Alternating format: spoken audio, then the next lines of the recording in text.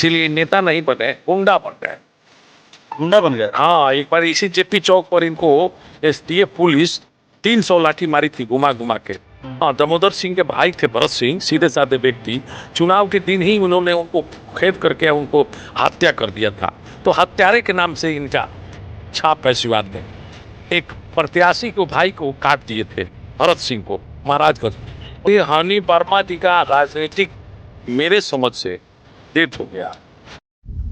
चुनावी दौरा है, चुनावी दौरा में सभी नेताओं की भागदौड़ है और इसी भागदौड़ में हम भी सिवान विधानसभा क्षेत्र में पहुंचे हुए, जहां हमें सिवान के राजद प्रवक्ता रविंदर यादव उर्फ गब्बर जी मिले हैं। और चुनावी भागदौड़ में थोड़े से हम सोचे कि 2 मिनट चलते चलते बात हो जाए। इसी क्रम में हम इनसे जुड़े हैं। रविंदर जी, आपका स्वागत है। आपका भी चैनल श्रोता का स्वागत करता हूं मैं।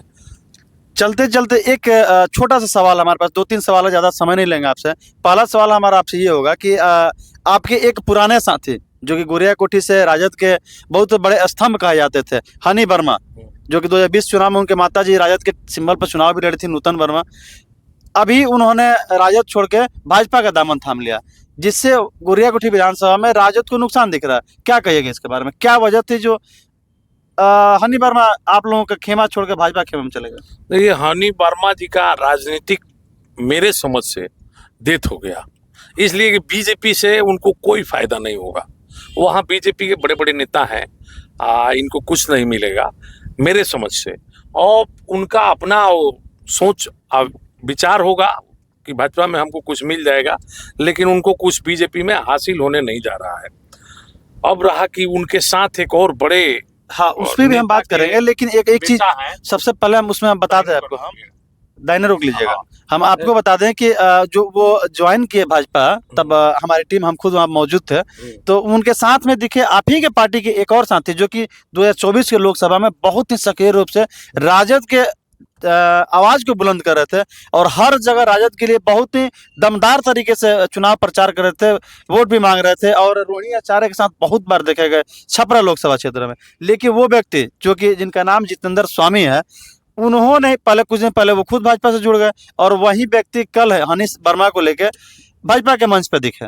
तो इन दोनों आदमी के बारे में आपका क्या विचार है? देखिए, जितेंद्र स्वामी जी मेरे बड़े भाई की उम्र के हैं, लेकिन अभी जो उनका राजनीति में जो हबड़ाहट है उससे वो काफी भयभीत है, इसलिए कि उन्होंने पहले हम लोगों के दल में आना चाहे।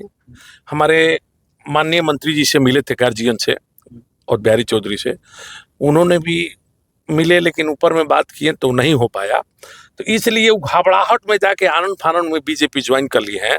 आए के बहुत गंदा तरीका से एक मेरे गार्जियन के विरोध बयान दिए थे, शायद उनको ऐसा नहीं देना चाहिए और ये बातें उनको अपने आप बारे में सोचना चाहिए कि उनका क्या कैरेक्टर और छवि है सिवान के लोगों में।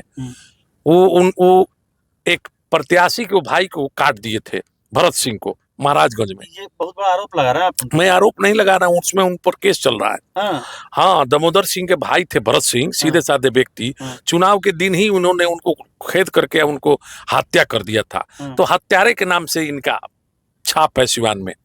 और ये व्यक्ति हमारे गांधी पर उंगली उठा रहा है, इनको 3 बार सोचना चाहिए कि आज तक उमाशंकर बाबू इनके पिताजी थे, स्वर्गीय उमाशंकर बाबू, उनके दाहिने बाहें या मित्र समान माननीय श्री और बिहारी जी चौधरी जी हैं। और उमाशंकर बाबू बहुत अच्छे सोच के व्यक्ति थे और उन्हीं के बड़ लड़के हैं।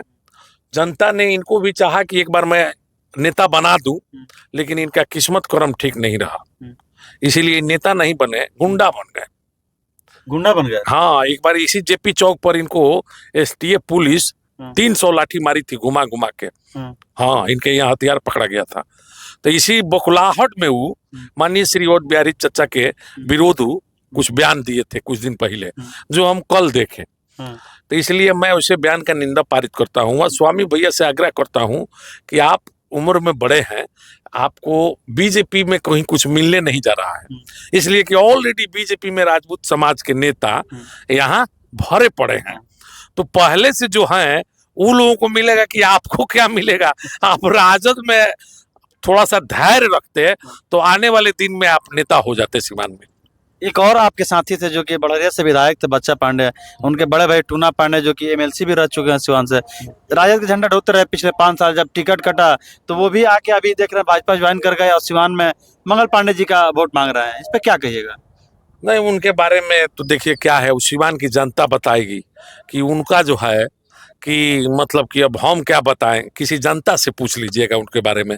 उनको यहाँ जनता कुछ नहीं पूछती है। वो बिन बुलाए मेहमान है, कहीं चले जाते हैं, कहीं 8 दिन में, कहीं 2 दिन में, 3 दिन में अपने से जाके किसी पार्टी में बैठ जाते हैं, किसी को गाली देने लगते हैं।